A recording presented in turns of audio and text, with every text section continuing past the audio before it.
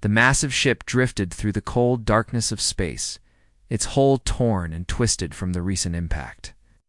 Inside the vessel called Peaceful Horizon, alien crew members rushed through corridors filled with flashing red lights and the sound of alarms. The ship that had once been a symbol of peaceful trade between 12 different alien species was now a broken shell, fighting for survival. Captain Veltar stood on the bridge, his tall crystalline body reflecting the emergency lights and patterns of worry. His species, the Zephyrians, had evolved on a world of gentle breezes and soft rains. Their bodies were made of a living crystal that could bend and flow, but they were fragile compared to the harsh realities of space. The captain's normally calm blue glow had turned to a worried yellow as he watched his crew struggle with problems they had never faced before. Report, Veltar said to his engineering officer, a small green creature named Klix from the amphibious Krelix species. Klix's large eyes were wide with fear as he looked at the damage readings on his screen. Captain, the asteroid field tore through our main engines, Klix said in his high, squeaky voice.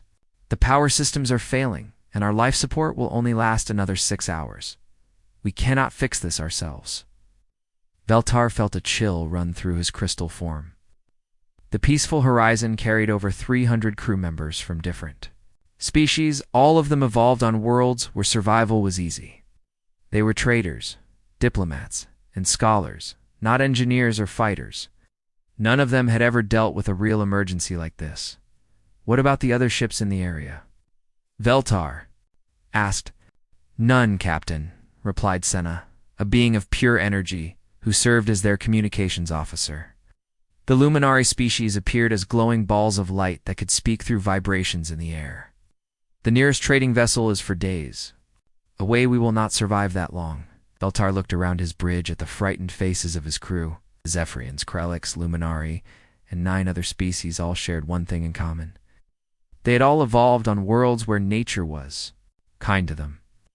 Their planets had mild weather, plenty of food, and no dangerous predators. Because of this, they had developed advanced technology and peaceful societies, but they had never learned to deal with real danger. Send out a distress signal, Veltar ordered. Broadcast on all frequencies. Someone must help us. Nervous Krelix, who worked the communication systems, began sending the message. His webbed fingers moved quickly over the controls as he sent out their plea for help into the vast emptiness of space. This is the Galactic commerce vessel Peaceful Horizon, the message began. We are stranded and require immediate assistance. Our engines are destroyed, and our life support is failing. We have over 300 crew members from 12 different species. Please, if anyone can hear this, we need help. The message went out in dozens of different languages, hoping that someone, somewhere, would receive it and come to their aid. But as the hours passed, no one responded. The alien crew began to lose hope as their ship continued to lose power and their air grew thinner, far away, in a different part of space. The human exploration ship, New Frontier, moved steadily through the star field. The ship was smaller than the Peaceful Horizon, but it looked much more solid and dangerous. Its hull was dark gray metal, and weapon systems could be seen along its sides. To anyone looking at it, the New Frontier appeared to be built for war, not peace. On the bridge of the human ship, Captain Jake Morrison sat in his command chair, reading reports from his crew. Jake was a tall man with broad shoulders and strong hands, the kind of person who looked like he could handle any problem. His brown hair was cut short in military style, and his blue eyes showed the confidence of someone who had faced danger many times before. Captain, said Lieutenant Amy Collins, from her position at the communications station. Amy was a young woman with red hair and quick green eyes. She was smart and could work with any kind of technology, but she also had the kind of alertness that came from growing up in a world where danger was always possible. I'm picking up something strange, Amy continued. It's a distress signal, but it's not from any human ship. The language is completely different, and there are multiple species sending the same message. Jake leaned forward in his chair. Multiple species? Are you sure? Yes, sir. The computer is having trouble translating it, but it seems to be coming from some kind of trading vessel. They're in serious trouble. Jake stood up and walked over to Amy's station. On her screen, he could see the signal data and the computer's attempts to translate the alien languages. The message was clearly a cry for help, even though the words were strange. "How far away are they?" Jake asked. "It's about 2 hours at full." "Speed," Amy replied. "But Captain, we don't know anything about these aliens. They could be dangerous." Jake looked around his bridge at his crew. Chief Engineer Pete Williams was a big man with calloused hands who could fix anything. Dr. Lisa Brooks, their medical officer, was a small woman with kind eyes who had saved more lives than anyone could count. First Officer Kate Sullivan was tough and smart, the kind of person who could make hard decisions when needed. Security Chief Don Roberts was quiet, but always ready to protect his crew.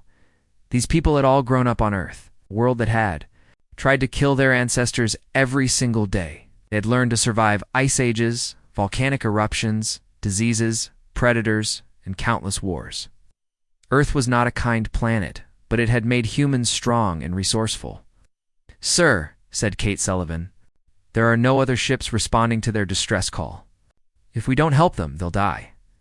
Jake nodded slowly. He had been taught since childhood that when someone needed help, you helped them. It was a simple rule that humans had learned during their long struggle to survive on Earth. You helped others, 'cause someday you might need help yourself. "Set course for their position," Jake ordered. "Full speed." "Are you sure about this, Captain?" asked Dan Roberts. "We don't know what we're walking into." Gray looked at his security chief and smiled. "Don, they're sending a distress signal. They're not trying to trick us or attack us. And they're dying, and we're the only ones who can help them." As the New Frontier changed course and sped toward the alien ship, none of the humans realized what they were about to start. They had no idea that the galaxy was filled with species that had evolved on easy worlds, species that had never learned to fight or survive real danger. They didn't know that these peaceful aliens had heard stories about something called Deathworlders, creatures from planets so dangerous that they were considered myths. The humans were simply doing what felt natural to them. Someone needed help, so they would help. It was a basic human instinct that had kept their species alive for millions of years. On the peaceful horizon, the alien crew continued to wait for rescue as their ship slowly died around them. They had no idea that their saviors were already on the way, or that these saviors came from the kind of world that existed only in their nightmares. Captain Veltar stood on his bridge, watching his crew work desperately to keep their ship alive just a little longer. His crystal body had turned a deep blue with worry, and he wondered if they would survive to see another day. "Keep sending the signal," he told Pip Talk. "Someone has to hear us." Little did he know that someone already had, and that someone was about to change everything the galaxy thought it knew about what it meant to be strong. The New Frontier dropped out of faster-than-light travel with a flash of blue light. Captain Jake Morrison stood on his bridge looking at the massive alien ship that appeared on their main screen. The vessel was unlike anything humans had ever seen before. It was smooth and curved, with a white hull that seemed to glow softly in the starlight. Beautiful patterns of light moved across its surface, but Jake could see the ugly tears in the metal where the asteroids had hit. "There she is," said First Officer Kate Sullivan, standing beside her captain. "She's big, about 3 times our size. I can see the damage from here." Jake nodded as he studied the alien ship. "Any weapons?" "None that I can see," replied Security Chief Dan Roberts from his station. "The whole ship looks like it was built for peaceful purposes. No armor, no gun ports, nothing defensive at all." "Strange way to build a ship," muttered Chief Engineer Pete Williams. "Out here in space, you never know what you might run into." Jake activated the communication system. "This is Captain Jake Morrison of the Earth vessel New Frontier. We received your distress signal and are here to help. Please respond." There was a long pause before a voice answered. The ship's computer worked quickly to translate the alien language into English. "This is Captain Veltar of the Peaceful Horizon. We are grateful for your response, but we do not know your species." "What is Earth?" "Earth is our home planet," Jake replied. "We're humans. We're here to help you with your repairs and get your people to safety." Another pause, this one even longer. Jake could hear voices talking in the background, but the translation system couldn't pick up what they were saying. Finally, Captain Veltar spoke again. We have never heard of humans before. Your ship appears to be heavily armed. Aoa? Military vessel? Jake looked around his bridge. The New Frontier was an exploration ship, but like all human vessels, it carried weapons for protection. In the dangerous universe where humans lived, only a fool would travel without the ability to defend themselves. We are an exploration vessel, Jake said carefully. We carry defensive weapons for protection, but we mean you no harm. We only want to help? Defensive weapons? Valtar's translated voice sounded confused. Your ship has more weapons than most military vessels in our space, Kate Sullivan whispered to Jake. Captain, I think these aliens come from a very different kind of place than we do. Jake nodded and spoke into the communicator again. Captain Valtar, we understand your concern, but we are not here to hurt you. Your ship is dying, and your people need help. Will you allow us to come aboard and assist? With repairs? The wait this time was very long. Jake could imagine the alien captain discussing the situation with his crew. Finally, the response came. We will allow 3 of your people to board our ship. Please understand that we are a peaceful species, and mean no harm to you either. Understood, Jake replied. We'll be over in a few minutes. Jake turned to his crew. Okay, Dan, you're with me? Pete, start scanning their ship and figure out what kind of repairs they need. Amy, keep monitoring their communications. Dr. Brooks, prepare the medical bay in case they have injured. As the 3 humans prepared to board the alien ship, they had no idea of the panic they were about to cause. On the peaceful horizon, Captain Veltar was having the most difficult conversation of his life. Captain, said Piptalk, the small Krelix communications officer, their ship is covered in weapons. Look at these scans. They have energy cannons, missile launchers, and defensive shields that are stronger than anything we've ever seen. But they say they're here to help, Veltar replied, though his crystal body was glowing with worry. What kind of species builds exploration ships like that? Asked Sina, the Luminari energy being. Even our military vessels don't carry that much firepower. Veltar studied the images of the human ship on his screen. To his eyes it looked like a vessel built for war. The dark hull, the angular design, the obvious weapon systems, everything about it screamed danger. But the humans had responded to their distress call when no one else had, and his crew was running out of time. They will dock with our ship in Bay 7, Veltar announced. All crew members are to remain calm and avoid any actions that might be seen as threatening. The small human shuttle attached to the alien ship with a soft clang. Dake, Kate, and Dan stepped through the airlock and got their first look at the inside of an alien vessel. The corridors were wide and bright with soft lighting that seemed to come from the walls themselves. Everything was curved and smooth, with no sharp edges. Anywhere. This is beautiful, Kate said quietly, looking around at the alien architecture. And completely defenseless, Dan added. No security checkpoints, no blast doors, no choke points. If someone wanted to take this ship, they could do it easily. Jake was thinking the same thing. The alien ship was built by people who had never expected to be attacked. Every human ship had multiple security measures, backup systems, and ways to fight off boarders. This ship had none of that. They walked through the corridors following the directions they had been given. Alien crew members stopped and stared at them as they passed. Jake noticed that all the aliens seemed small and fragile compared to humans. Their movements were slow and careful, as if they were afraid of hurting themselves. When they reached the bridge, Jake got his first look at Captain Veltar. The alien was tall and thin, made of what looked like living crystal. His body was glowing with a nervous yellow light, and Jake could see his fear in the way he held himself. Captain Veltar, Jake said, stepping forward with his hand extended. I'm Captain Jake Morrison. Thank you for allowing us aboard your ship. Veltar looked at the offered hand for a long moment, then carefully reached out and touched Jake's fingers with his own crystal ones. The alien's hand was cold and felt like it might break if Jake squeezed too hard. Welcome aboard the peaceful Horizon, Veltar said. We are grateful for your help, though we admit we are nervous about your presence. Nervous? Jake asked. Why? Your appearance is quite intimidating, Veltar replied carefully. Your species appears to be built for combat. Your muscles, your bone structure, even the way you move, suggests you are predators. Jake looked at Kate and Dan, both of whom seemed as surprised as he was. To humans, they were just normal people. Jake was in good shape, but he didn't think of himself as particularly threatening. "We're not predators," Jake said gently. "We're just people trying to help."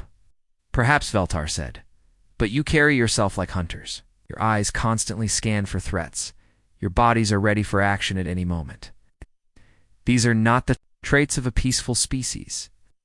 Kate stepped forward, trying to look as non-threatening as possible. "Captain Veltar, we understand your concern, but we really are here to help. Can you show us the damage to your ship?" Veltar led them to the engineering section, where the asteroid impacts had torn through the hull. Jake examined the damage and immediately saw the problem. The aliens had tried to fix the holes with emergency patches, but the work was clumsy and wouldn't hold for long. "This is going to require work in areas with high radiation," Jake said, looking at the readings on his scanner. "The levels are dangerous for most life forms." "Yes," said Clix, the small green engineer who had been following them. "We cannot enter those areas without special equipment that we do not have." "No problem," Jake replied. "The radiation levels aren't that bad. We can work in there with basic protective gear." The aliens stared at him in shock. Clix's large eyes grew even wider. "Captain Morrison, those radiation levels would kill any of our species within minutes. How can you possibly survive in there?" Was beginning to understand that these aliens were very different from humans. "We're pretty tough," he said with a shrug. "Radiation like this is dangerous, but not immediately deadly to us." "Not immediately deadly?" Veltar repeated. "What kind of world do you come from where such things are not immediately deadly?" "Earth," Jake replied. "It's a pretty rough place, but it's home." As the aliens listened to Jake describe some of the dangers of Earth, the storms, the radiation from their sun, the poisonous atmosphere in some areas, they began to realize that these humans might be something they had only heard about in stories. "Your world sounds like a death world," Veltar said quietly. "A what?" Jake asked. "A death world. A planet so dangerous that life should not be able to exist there. We thought they were myths." Jake looked at his two officers, both of whom seemed as confused as he was. "I don't know about that. Earth is just Earth. It's where we come from." But as the humans began to work on the repairs, the aliens watched in amazement and growing fear. These beings who called themselves human were about to show them what it meant to come from a world that tried to kill you every day. Chief Engineer Pete Williams stood at the entrance to the damaged engine room, checking his radiation detector. The small device beeped steadily, showing levels that would be deadly to the alien crew within minutes. Pete looked at the readings and shrugged. It was dangerous, but nothing he couldn't handle with the right equipment.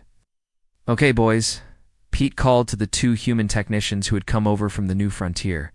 "Suit up. We're going into a hot zone." The aliens watched in amazement as the humans put on what looked like very basic protective gear. Their suits were thick but simple, nothing like the heavy radiation armor the aliens would need for such work. To the alien crew, it looked like the humans were preparing to walk into certain death. "Are you sure about this?" asked Clix, the small green engineer. His large eyes were filled with worry as he watched Pete check his equipment. "The radiation in there will kill you." "Nah," Pete replied with a grin. "This is nothing compared to some of the places I've worked. Back on Earth, I once had to fix a reactor that was leaking twice as much radiation as this. Just part of the job." Veltar, the crystal captain, moved closer to Jake Morrison. "Captain, your engineer speaks of working in lethal radiation as if it were normal. What kind of world is this Earth of yours?" Jake thought for a moment, trying to figure out how to explain Earths to beings who had never known real danger. "Well, it's not an easy place to live," he said finally. "We have storms that can destroy entire cities, earthquakes that split the ground open, and volcanoes that can block out the sun for months. The air itself can be poisonous in some places, and the water can kill you if you're not careful." Aliens listened in shocked silence. Piptok, the small communications officer, made a squeaking sound that might have been fear. "How does any life survive on such a world?" "You learn to adapt," Kate Sullivan said. "You get stronger, smarter, more careful. You learn to work together because if you don't, you die. But surely your people live in protected cities." Senna. The energy being asked, "Surely you don't go out into such dangers willingly?" "Of course we do," Dan Roberts replied. "Some of the best parts of Earth are in the most dangerous places. Mountains, deep forests, ocean depths. We don't hide from danger. We learn to deal with it." As Pete and his team entered the radiation-flooded engine room, the aliens watched through the thick protective windows, expected to see the humans die within minutes, but instead they saw something that amazed them. Humans worked quickly and efficiently, moving heavy equipment and making complex repairs while chatting casually with each other. "Hand me that plasma torch," Pete called to one of his men. "Ah! We need to cut through this twisted metal." "You got it, boss?" the technician replied. "This reminds me of that job we did on Jupiter's moon. Remember when the solar flare hit us?" "Yeah. Good times," Pete laughed. "At least this time, we're not also dealing with a methane atmosphere and gravity that wants to crush us." The aliens couldn't believe what they were hearing. These humans were talking about deadly radiation, poisonous atmospheres, and crushing gravity as if they were minor inconveniences. Veltar's crystal body was glowing bright orange with shock. "Captain Morrison," Veltar said quietly, "your people speak of dangers that would end civilizations as if they were everyday problems. What manner of beings are you?" Jake was starting to understand that humans were very different from these aliens. "We're just people," he said. "We do what we have to survive, but survival should not require such things," Veltar replied. "On our worlds, the weather is gentle, the ground is stable, and the air is clean. We have never had to face such dangers." "What about predators?" Kate asked. "Dangerous animals, diseases?" Predators, Pip-Talk squeaked. "What are predators?" Jake and Kate exchanged glances. "Animals that hunt and kill other animals for food," Jake explained. The aliens looked horrified. "Such creatures exist on your world?" Veltar asked. "All over the place," Dan said. "Bears, wolves, sharks, snakes, thousands of different species that can kill you if you're not careful. We learn to avoid them or fight them off." "Fight them," Clicks whispered. "You fight the predators?" "Sure," Don replied. "Sometimes that's the only way to survive. My grandfather once killed a mountain lion with just a knife when it attacked his family." The aliens were quiet for a long moment, trying to process this information. Finally, Senna spoke up. "Captain Morrison, we have heard legends of worlds like yours. Places so dangerous that they were thought to be myths. We call them Deathworlds." "Deathworlds?" Jake asked. "Planets where everything tries to kill you," Veltar explained. "Where the weather, the animals, the very ground itself is hostile to life. We thought they were stories told to frighten children." "Sounds like Earth," Kate said with a smile. "Though we just call it home." Dr. Lisa Brooks chose that moment to enter the engineering section, carrying her medical bag. She had been treating some of the injured alien crew members, and her presence caused another stir among the aliens. "How are our patients doing, Doctor?" Jake asked. "Much better," Lisa replied. "Their injuries weren't too serious, just some cuts and bruises from the impact. I was able to patch them up quickly." "Dr. Brooks," Veltar said carefully, "we observed your treatment of our injured crew. You performed medical procedures that our doctors would consider extreme surgery, and you did it without any surgical equipment." "Field medicine," Lisa explained. "When people get hurt in dangerous places, you can't always get them to a hospital. You learn to work with what you have." "But the way you handled the blood, the torn flesh," Click said with a shudder, "it did not seem to bother you at all." Lisa looked puzzled. "Should it bother me? I'm a doctor. Blood and injuries are part of the job." "On our worlds," Veltar explained, "medical professionals work in clean, sterile environments. The sight of serious injuries is disturbing to us. Yet you worked on our wounded as if it were nothing." "Well," Lisa said, "I've treated everything from gunshot wounds to animal attacks to radiation poisoning. Your crew's injuries were pretty minor compared to some of the things I've seen." Just then, Pete's voice came over the communicator from the engine room. "Captain, we've got the main power restored, but there's something else you need to know. I found metal fragments in the engine room that don't match the ship's construction." "What kind of fragments?" Jake asked. "Weapons fragments," Pete replied. "This wasn't an accident. Someone shot missiles into that asteroid field to create the debris that hit this ship. The aliens gasped in fear. Someone attacked us, Veltar asked. Don Roberts was already at his scanner, checking for threats. Captain, I'm picking up multiple ships approaching our position. They're not broadcasting any identification signals. Jake's expression hardened. Battle stations. Crew, prepare for possible combat.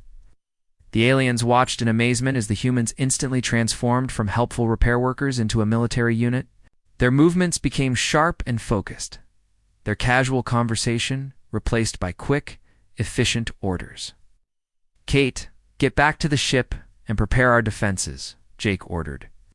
Dan, coordinate with our weapons officer. Lisa, get the alien wounded. To safety, what about us? Veltar asked. What can we do? Stay out of the way, Jake said, not unkindly. If these are raiders, they're coming for your ship. We'll handle it. Handle it, Veltar repeated. There are 6 ships approaching. How can you handle 6 ships?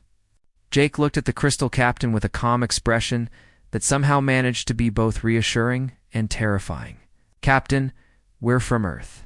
We know how to fight. As the humans prepared for battle, the aliens began to understand that they had been rescued by beings from a world so dangerous that it had created a species unlike any other in the galaxy.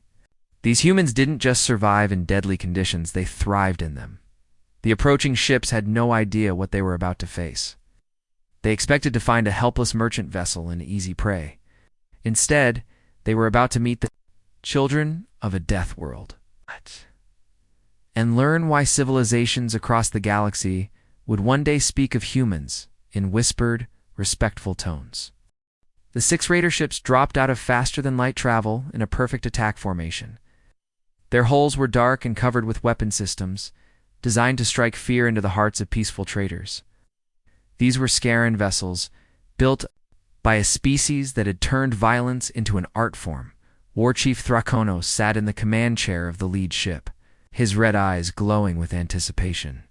The Scarans were one of the few truly aggressive species in the galaxy. With thick armor-like skin and natural weapons in the form of razor-sharp claws, they had been tracking the peaceful horizon for days, waiting for the perfect moment to strike. Perfect, Thrakonos growled to his crew. The merchant ship is disabled, just as we planned. We will take their cargo and sell their crew into slavery. This will bring us great profit. War Chief said, his communications officer, there is another ship present. It appears to be attached to the merchant vessel. Thrakonos looked at the screen showing the human ship. The New Frontier was much smaller than his own vessels, but something about its design made him pause. It looked dangerous in a way that was hard to explain. Hail them, he ordered. Let us see what kind of fools have decided to interfere with our business. The communication came through to the New Frontier's bridge, where Captain Jake Morrison was coordinating the defense. Translation system worked quickly to convert the Scaran language into English. Unknown vessel. Thrakonos' voice came through the speakers. You are interfering with a legitimate salvage operation. Remove yourself from this area immediately or face the consequences. Jake looked at his crew, all of whom were now at their battle stations. Lieutenant Amy Collins was managing the ship's defensive systems while monitoring enemy communications. First Officer Kate Sullivan had returned from the alien ship and was coordinating damage control. Security Chief Dan Roberts was at the weapons station, his hands moving quickly over the controls. This is Captain Jake Morrison of the Earth vessel New Frontier, Jake replied calmly. The peaceful horizon is under our protection. Any attack on that ship will be considered an act of war against humanity. There was a pause, then harsh laughter came through the speakers. Humanity. We have never heard of such a species. Are clearly new to this part of space, so I will give you one more chance. Leave now, or we will destroy you along with the merchant ship. Jake's expression didn't change, but his crew could see the cold anger in his eyes. War Chief, I strongly suggest you reconsider. This is your only warning. Warning? Thrakonos snarled. You dare threaten us? We're the Scaran Empire. We have conquered dozens of worlds and enslaved millions. Your tiny ship is no match for our fleet. Then you have made your choice, Jake said quietly. All stations prepare for combat. On the peaceful horizon, the alien crew watched in terror. As the raider ships moved into attack position, they had never seen real combat before, and the sight of the armed vessels filled them with despair. Captain Morrison Velter said over the communication link, "There are 6 of them, and only 1 of you. You must retreat while you still can. Not going to happen," Jake replied. "We said we'd protect you, and that's what we're going to do." "But this is suicide," Veltar protested. "No single ship can defeat 6 raiders." "Maybe not," Jake said, "but we're about to find out." The battle began when the Scaran ships opened fire with their primary weapons. Beams of energy and explosive missiles streaked toward the new frontier, enough firepower to destroy most ships instantly. But the human vessel was ready. "Evasive maneuvers," Jake ordered. "Amy, activate countermeasures." The new frontier moved with a speed and grace that shocked both the aliens and the raiders. The ship twisted and turned through the enemy fire, its pilot reacting with reflexes that seemed impossible. At the same time, defensive systems shot down incoming missiles and deflected energy beams. "It's impossible," Thrakonos growled. "No ship can move like that." But Jake was just getting started. "Dawn, target their lead ship. Let's show them what Earth weapons can do." The new frontier's guns opened fire, sending streams of energy toward the Scaran fleet. The aliens watching from the peaceful horizon gasped in amazement. The human weapons were not just powerful, they were precise. Each shot hit exactly where it was aimed, striking weak points in the enemy armor. "Direct hit on their primary weapon system," Dan reported. "Their shields are down to 60%. "Again," Jake ordered. "Amy, jam their communications." "I don't." "Want them coordinating their attack?" Amy's fingers flew over her controls, and suddenly the Scaran ships found themselves unable to talk to each other.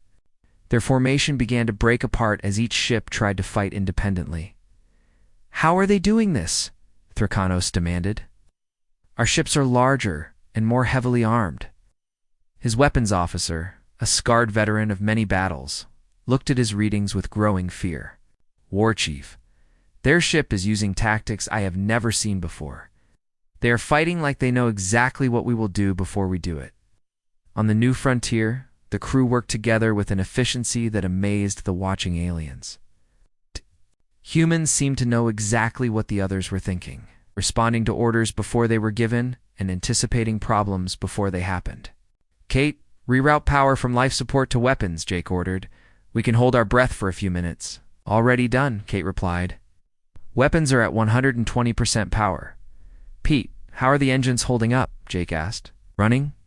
"Hot but stable," came Pete's voice from the engine room. "I can give you another 10 minutes at full power, maybe 15 if you don't mind some smoke." Dr. Lisa Brooks was in the medical bay, treating 2 crew members who had been injured when a Scaran missile got too close. She worked quickly and efficiently, keeping the wounded in the fight. "Murphy, you're good to go," she told one of the technicians. "Johnson, you need to stay here for another few minutes, but you'll be fine." The battle continued for what seemed like hours, but was actually only minutes. Ow. The new frontier darted between the larger Scaran ships, striking hard and fast before moving to a new position. One by one, the enemy vessels began to take serious damage. "Their second ship is disabled," Don reported. "The third ship is retreating." "Let them go," Jake said. "Focus on the remaining 3. Thrakonos was beginning to understand that he had made a terrible mistake. These humans fought like demons, with a skill and ferocity that he had never encountered. His ships were being destroyed by a single vessel that should have been easy prey. "All ships concentrate fire on the human ship," he ordered. "We must destroy them before they destroy us." The remaining Scaran vessels focused their attack on the new frontier, pouring everything they had into a single massive barrage. For a moment, it looked like the human ship might be overwhelmed, but Jake had been waiting for this. "Now, Amy, hit them with everything we've got." The new frontiers. Main weapons, charged to maximum power, fired at the clustered enemy ships. The beams of energy tore through the Scaran vessels like paper, destroying 2 ships instantly and crippling the third. Only Thrakonos' ship remained, and it was badly damaged. The war chief stared at his screens in disbelief. His entire fleet, had been destroyed by a single human vessel. "This is impossible," he whispered. "What kind of beings are you?" Jake's voice came over the communication system, calm and steady. "We're humans, War Chief. Come from a world that taught us how to fight. You attacked innocent people under our protection. This is what happens when you make that mistake." Thrakinos looked at his damaged ship, his dead crew, and the wreckage. "Of his fleet, we surrender," he said finally. "Show mercy." "You'll get the same mercy you plan to show the crew of the Peaceful Horizon," Jake replied. "Run. Run back to your empire and tell them what happened here. Tell them that humans protect those who cannot protect themselves." The surviving Scaran ship limped away, its war chief forever changed by his encounter with the children of Earth. On the Peaceful Horizon, the alien crew stared in amazement at the humans who had just saved their lives. "Credible," Veltar whispered. "6 ships destroyed by 1. How is such a thing possible?" "They're from a death world," Senna replied quietly. "They learn to fight by fighting their own planet every day. We never had a chance to develop such skills. The battle was over, but the galaxy would never be the same." Word of the humans and their incredible fighting ability would spread to every corner of known space, changing the balance of power forever. The space around the 2 ships was filled with the glowing wreckage of the Scaran fleet. Twisted metal and debris drifted slowly past the windows of the Peaceful Horizon, silent reminders of the battle that had just ended. The alien crew pressed, their faces against the viewing ports. Still unable to believe what they had witnessed, Captain Jake Morrison stood on the bridge of the New Frontier, checking damage reports from his crew. The ship had taken some hits during the battle, but nothing serious. His people were already working to repair the minor damage, moving with the same calm efficiency they had shown during the fight. "All stations report ready," Kate Sullivan announced. "Minor damage to the outer hull, but all systems are functioning normally. Good work, everyone," Jake said to his crew. "Amy, open a channel to the Peaceful Horizon." "Channel open, Captain." Amy Collins replied. "Captain Veltar, this is Captain Morrison. The threat has been eliminated. Are you and your crew safe?" There was a long pause before Veltar's voice came through the speakers, filled with awe and gratitude. "We are safe. Captain Morrison. Thanks to you and your crew, we are all safe. We have no words to express our gratitude." "No thanks necessary," Jake replied. "We just did what anyone would do." "No," Veltar said firmly. "What you did was extraordinary. No one in the galaxy fights like that. No one in the galaxy could have saved us the way you did." Jake looked around his bridge at his crew, all of whom seemed puzzled by the aliens' reaction. To them, they had simply done their job. They had protected innocent people from attackers, just as humans had been doing, for thousands of years. "Pete, how are the repairs coming on their ship?" Jake asked. "Almost finished, Captain," came Pete Williams's voice from the alien vessel. "Just a few more hours, and they'll be good as new. It's maybe better than new, actually. I've made some improvements." "To their power systems?" "Improvements?" Veltar asked. "Yeah," Pete replied cheerfully. "Your ship's pretty advanced, but your safety systems are terrible. I've added some backup systems and emergency protocols. If something like this happens again, you'll be able to handle it better." The aliens listened in amazement as Pete described the modifications he had made to their ship: emergency power systems, radiation shielding, automated repair protocols, all things that humans considered basic safety equipment that the peaceful aliens had never thought to include. "You have given us weapons as well," Veltar observed. "Defensive systems only," Pete corrected. "Shields, point defense guns, electronic countermeasures. Nothing aggressive, just enough to protect yourselves if you run into trouble." "We do not know how to use such systems," Clicks, the small engineer, said nervously. "Don't worry," Pete replied. "I've programmed them to work automatically. If someone attacks you, they'll activate on their own. Simple as that." Dr. Lisa Brooks was in the alien medical bay, checking on the crew members who had been injured during the initial asteroid impact. Her treatment had been so effective that most of them were already back on duty, something that amazed the alien medical staff. "Your healing techniques are remarkable," said Dr. Yilin, the ship's chief medical officer.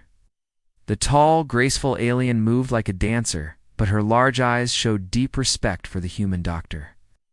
"Just standard field medicine," Lisa replied, as she finished examining a Krellick's patient. "You come from a world where people get hurt a lot. You learn to fix them quickly." "But your knowledge of different species biology," Dr. Yillen continued. "How did you learn to treat us so effectively?" Lisa smiled.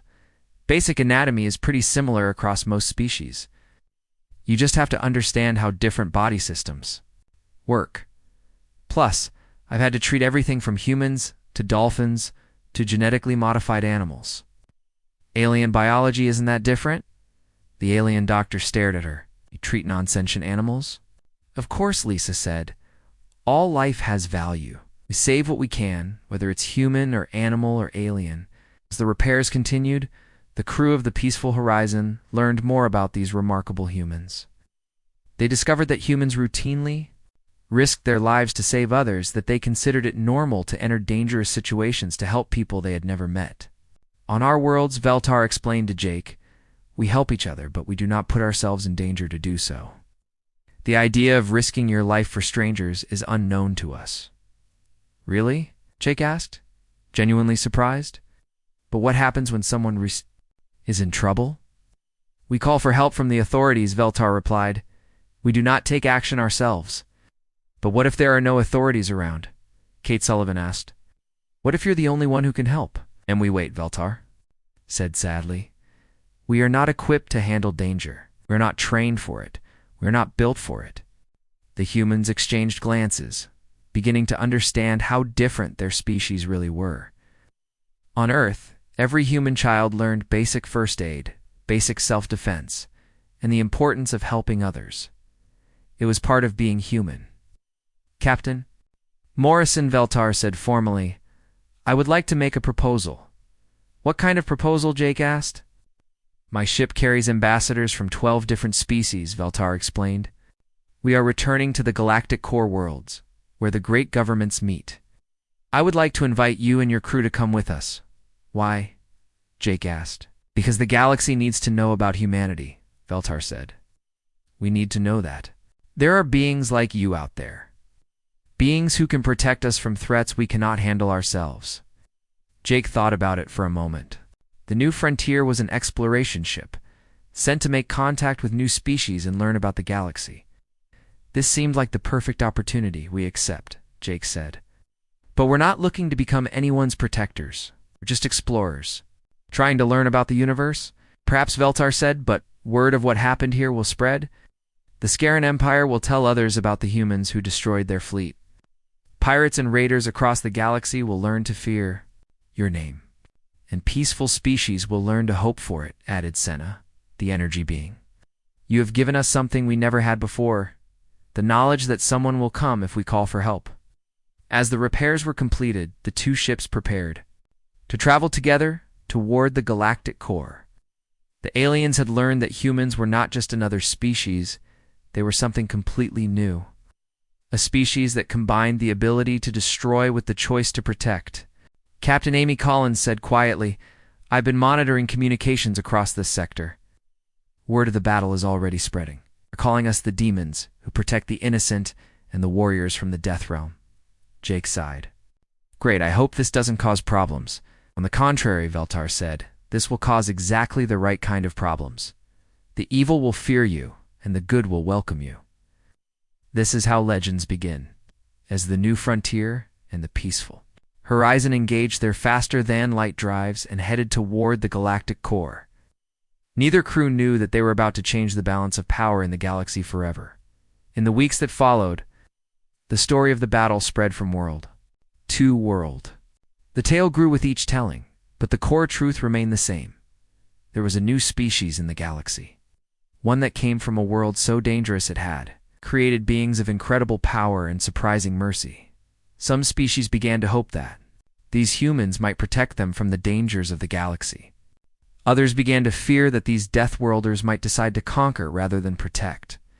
But on the ship, New Frontier, Captain Jake Morrison and his crew simply continued their mission of exploration, unaware that they had just announced humanity's arrival on the galactic stage in the most dramatic way possible. The galaxy would never be the same. The age of human protection had begun, started by a simple response to a distress call from strangers who had never expected Deathworlders to care about anyone but themselves. The universe was about to learn that humans were full of surprises. And the biggest surprise of all was that the most dangerous species in the galaxy might also be the most compassionate.